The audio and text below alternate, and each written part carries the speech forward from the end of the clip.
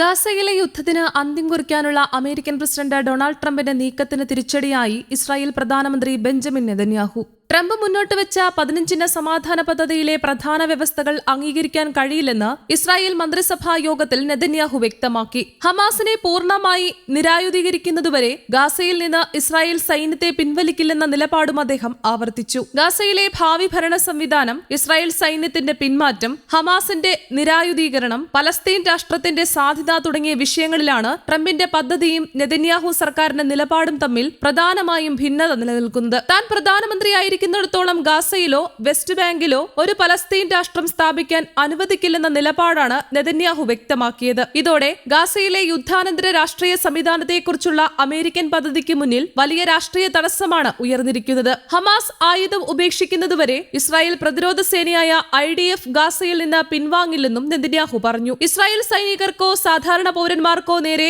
ഏതെങ്കിലും തരത്തിലുള്ള ഭീഷണി ഉയർന്നാൽ ശക്തമായി തിരിച്ചടി നൽകുമെന്നും അദ്ദേഹം മുന്നറിയിപ്പ് നൽകി. ഗാസയിലെ നീണ്ടുനിൽക്കുന്ന യുദ്ധത്തിന് രാഷ്ട്രീയ പരിഹാരം കണ്ടെത്തുന്നതിനാണ് ട്രംപിന്റെ 15 പദ്ധതി ലക്ഷ്യമിടുന്നത്. ഹമാസിനെയും ഗാസയിലെ മറ്റു സായുധ സംഘടനകളെയും നിരായുധീകരിക്കുക, ഇസ്രായേൽ സൈന്യത്തെ ഘട്ടം ഘട്ടമായി പിൻവലിക്കുക, പ്രദേശത്ത് സുരക്ഷ ഉറപ്പാക്കുക തുടങ്ങിയ നിർദ്ദേശങ്ങളാണ് പദ്ധതിയുടെ പ്രധാന ഭാഗങ്ങൾ. നിരായുധീകരണ നടപടികൾ മുന്നോട്ടു പോകുന്നതനുസരിച്ച് ഇസ്രായേൽ സൈന്യത്തിന്റെ പിന്മാറ്റവും ഘട്ടം ഘട്ടമായി നടപ്പാക്കണമെന്നാണ് പദ്ധതിയുടെ ആശയം. ഇതോടൊപ്പം ഗാസയിലെ സാധാരണ ജനങ്ങൾക്ക് കൂടുതൽ മാനുഷിക സഹായം എത്തിക്കാനും തകർന്ന അടിസ്ഥാന സൗകര്യങ്ങൾ പുനർനിർമ്മിക്കാനും ലക്ഷ്യമിടുന്നുണ്ട്. യുദ്ധാനന്തരം ഗാസയുടെ ഭരണ ചുമതല ഹമാസിൽ നിന്ന് മാറ്റി പുതിയൊരു പലസ്തീൻ സാങ്കേതിക വിദഗ്ധ സമിതിക്ക് കൈമാറണമെന്ന നിർദ്ദേശവും പദ്ധതിയിലുണ്ട്. രാഷ്ട്രീയ സംഘർഷങ്ങളിൽ നിന്ന് വിട്ടുനിൽക്കുന്ന ഭരണ സംവിധാനത്തിലൂടെ ഗാസയിലെ പൊതുസേവനങ്ങളും പുനർനിർമ്മാണ പ്രവർത്തനങ്ങളും മുന്നോട്ട് കൊണ്ടുപോവുകയാണ് ലക്ഷ്യം. ട്രംപിന്റെ പ്രഖ്യാപനത്തിന് പിന്നാലെ ഹമാസും നിലപാട് വ്യക്തമാക്കി. പദ്ധതിയിലെ ചില നിർദ്ദേശങ്ങൾ പരിഗണിക്കാൻ തയ്യാറാണെങ്കിലും ഇസ്രായേൽ ആദ്യം തന്റെ ഭാഗത്തെ വ്യവസ്ഥകൾ പാലിക്കണമെന്നാണ് ഹമാസിന്റെ ആവശ്യം. ഗാസയിലെ ഇസ്രായേൽ ആക്രമണങ്ങൾ പൂർണ്ണമായി അവസാനിപ്പിക്കുക,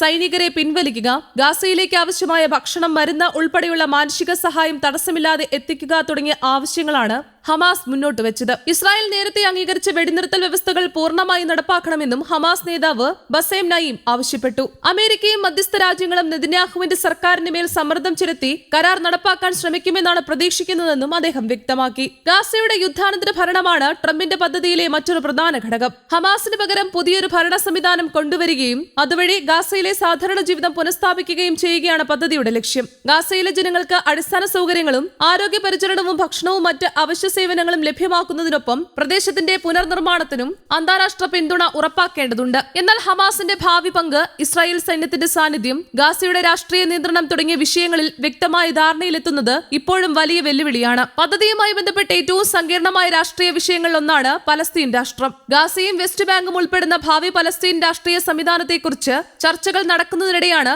നെതന്യാഹു പലസ്തീൻ രാഷ്ട്രം അനുവദിക്കില്ലെന്ന് വ്യക്തമാക്കിയത്. ഇതോടെ ഗാസയിലെ യുദ്ധം അവസാനിപ്പിക്കുന്നതിനപ്പുറം ഇസ്രായേൽ പലസ്തീൻ പ്രശ്നത്തിന് ദീർഘകാല പരിഹാരം കണ്ടെത്താനുള്ള ശ്രമങ്ങളും കൂടുതൽ സങ്കീർണമാവുകയാണ്. ഹമാസിന്റെ നിരായുധീകരണം ഉറപ്പാക്കണമെന്ന് ഇസ്രായേൽ ആവശ്യപ്പെടുമ്പോൾ ആദ്യം ആക്രമണം അവസാനിപ്പിക്കുകയും സൈന്യത്തെ പിൻവലിക്കുകയും വേണമെന്നാണ് ഹമാസിന്റെ നിലപാട്. ഈ രണ്ട് നിലപാടുകൾക്കിടയിൽ ധാരണയുണ്ടാക്കുക എന്നതാണ് അമേരിക്കയും മധ്യസ്ഥ രാജ്യങ്ങളും നേരിടുന്ന പ്രധാന വെല്ലുവിളി. അതുകൊണ്ട് തന്നെ ട്രംപിന്റെ 15 സമാധാന പദ്ധതി പ്രഖ്യാപിച്ചെങ്കിലും അത് പ്രായോഗികമായി നടപ്പാക്കുന്നതിന് ഇസ്രായേലിന്റെയും ഹമാസിന്റെയും സമ്മതം നിർണായകമാണ്. നെതന്യാഹുവിന്റെ പുതിയ എതിർപ്പ് ഗാസയിലെ യുദ്ധം അവസാനിപ്പിക്കാനുള്ള അമേരിക്കൻ നീക്കത്തിന് മുന്നിലുള്ള രാഷ്ട്രീയ പ്രതിസന്ധി കൂടുതൽ രൂക്ഷമാക്കിയിരിക്കുകയാണ്. News desk, Kerala Kaumudi.